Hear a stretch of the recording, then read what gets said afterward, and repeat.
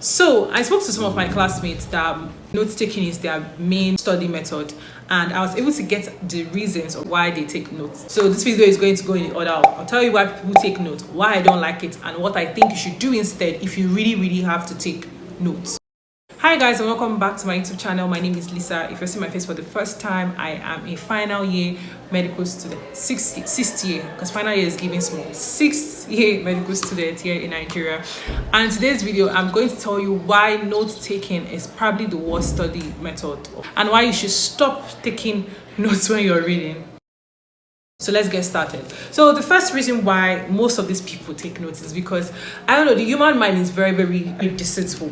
So you have condition, we make ourselves believe that we actually understand what we're reading just because we're writing it. So that active process of writing is like a thing in your head where you now believe that, oh, I understand what I'm reading because I'm writing it down.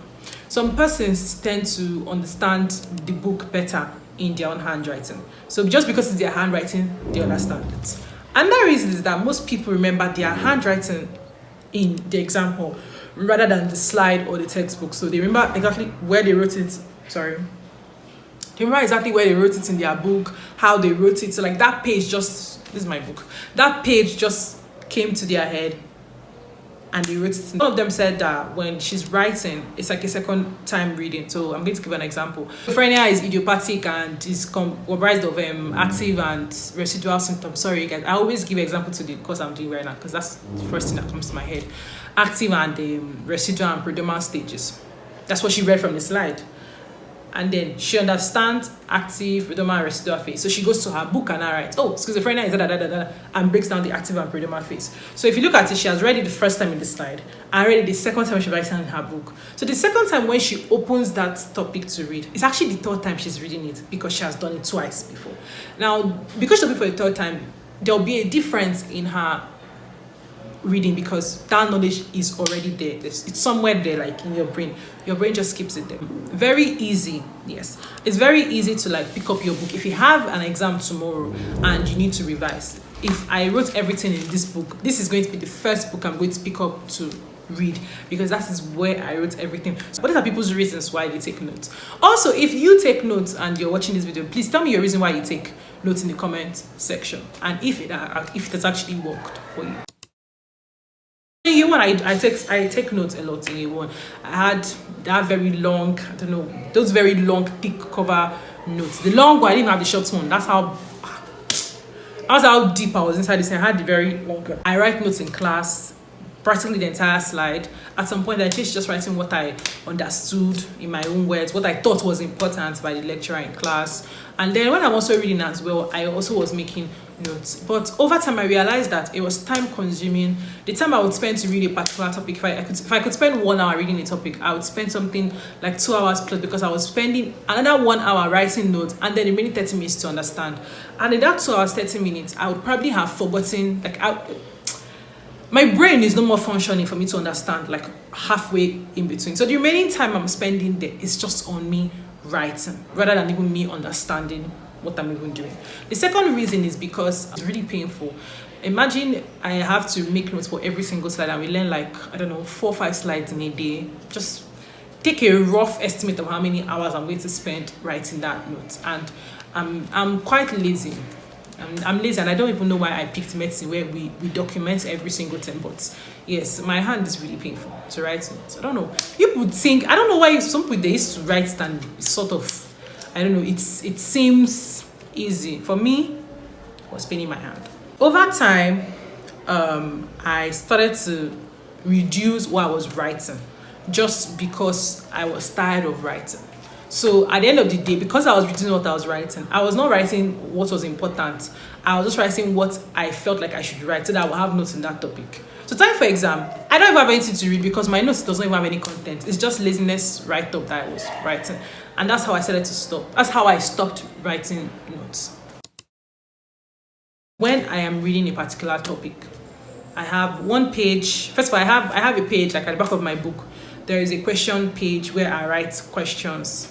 I think I've said this in one of my blog before, but where I write questions, I'll link the blog up here, where I write questions as I am reading.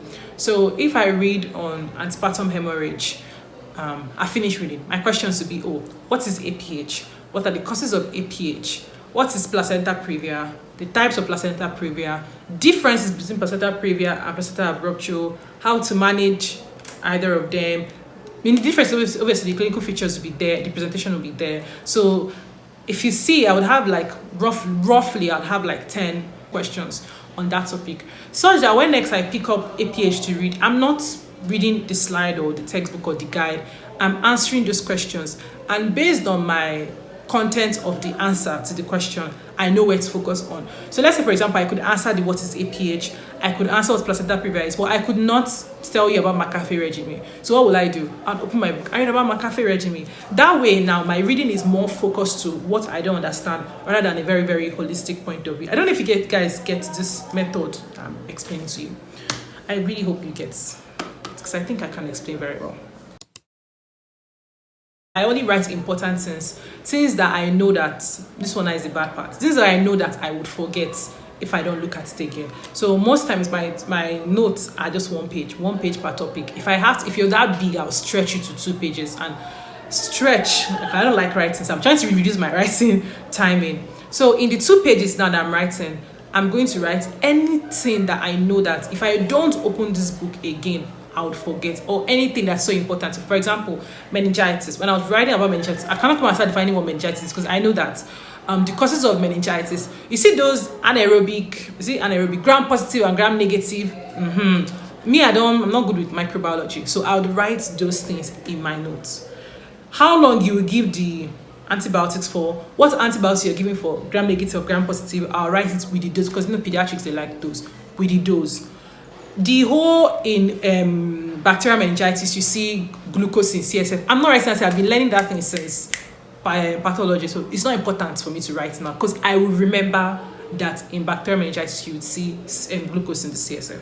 Sorry, reduced glucose. Oh God, you see reduced glucose in the CSF. So I'm not going to write that down, but there are certain things I'm going to write. Let me say, like the pressure of the CSF pressure, opening pressure in bacterial meningitis. I'll write that down, because it's something that can come out in MCQ, and I'm not good with numbers, so I'll not remember it. So do you see this method of saying that, oh, even if I want to make notes, my notes is very, very straight to the point, precise, important things only. If you're writing, even in class too, don't just make notes randomly. Make notes on the important things as well. The important things that they highlight in class. If there was a particular, I don't know, a slide that had like a table or something, I said, oh, people should know this one, just write it down in your notes. Or she explains something, there are some concept that they explain more than once. You just have to know it in your head more. This one is going to show it way one or the other, because some lecturers don't like teaching, especially if the person doesn't like teaching, and all of a sudden you see them explain that particular concept over and over again. Write it down in your notes. If you don't understand what they are saying in class, ask question. If you don't want to ask question, maybe you're really shy, go back and read this. But you see that particular one, it should be in your notes, so that even if you forget to read everything, that short period of time now that the note takers, they used to use and open their notes, you open and you just see this very, very small. Don't come in.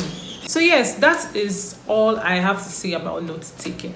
Note taking can work for you. Don't, because of my video, if that's worked for you, since you go and throw it away to go and do new one. Please, if that's what has been working for you, stick to it. But these are just my own opinion. So anyways, thank you guys so much for watching this video. I hope it was very, very insightful, and yeah, you learned something at least. Yes. So please do make sure to like, comment, share, subscribe. Yes.